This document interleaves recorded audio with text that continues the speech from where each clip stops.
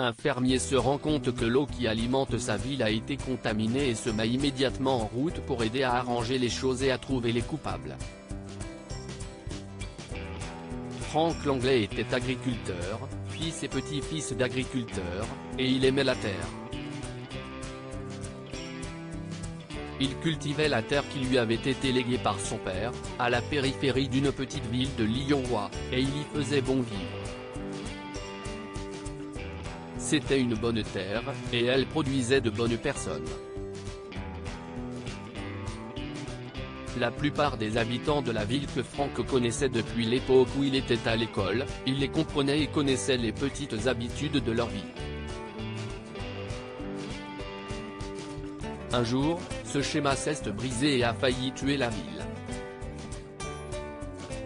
Frank était en train de labourer, préparant les champs pour les plantations du printemps. Il marchait le long des rangs bien ordonnés et ramassa une motte de terre. Elle s'effrita dans sa main, sèche comme de la craie, et Frank fronça les sourcils. L'hiver avait été sec et le printemps l'était aussi. Dieu merci, Frank, comme la plupart des fermiers locaux, disposait d'un système d'irrigation relié au lac.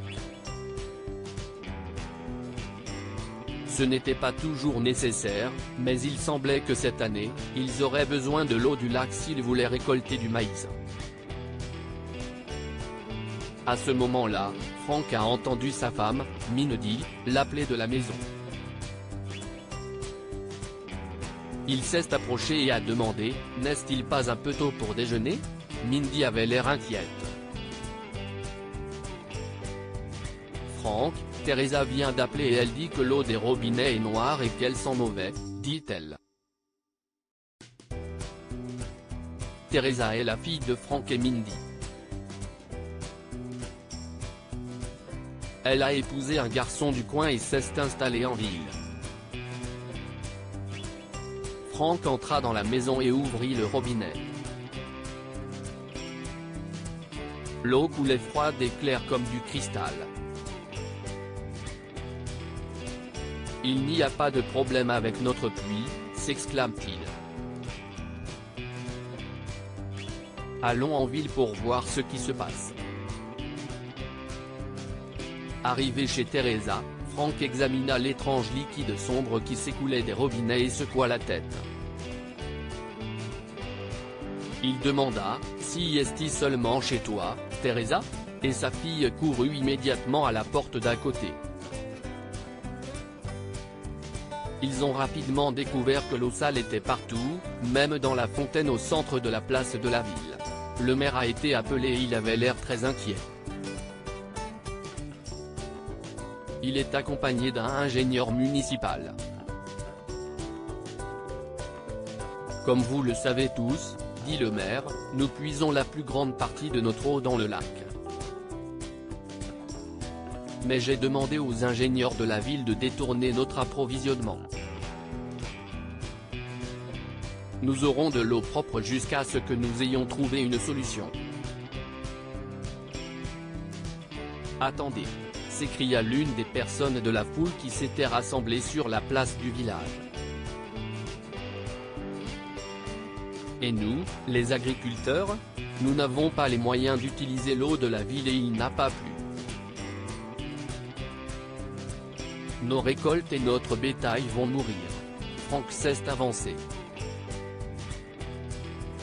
J'ai de l'eau propre et de bonne qualité dans mon puits et je suis prêt à la partager, a-t-il déclaré.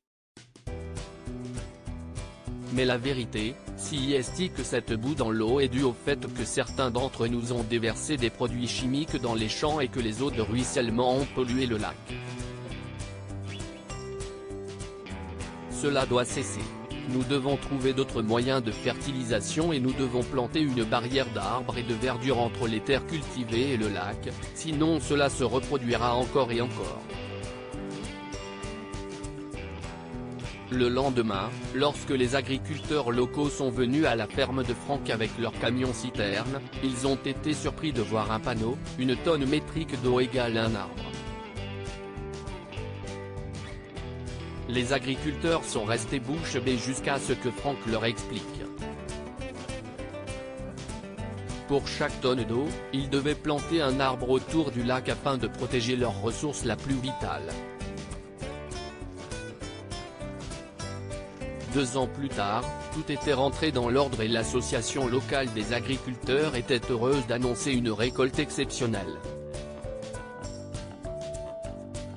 Franck a résolu le problème à long terme en répondant aux besoins immédiats des agriculteurs. Que pouvons-nous apprendre de cette histoire? Pour résoudre un problème, il faut admettre ses erreurs. Franck a indiqué aux fermiers où ils s'étaient trompés et les a aidés à résoudre le problème en prenant soin de leur environnement. Nous devrions toujours donner un coup de main si est dans nos moyens. Franck a gentiment permis aux autres fermiers d'utiliser son eau pour sauver leur récolte, mais il les a obligés à planter des arbres pour éviter que le problème ne se reproduise à l'avenir. Partagez cette histoire avec vos amis.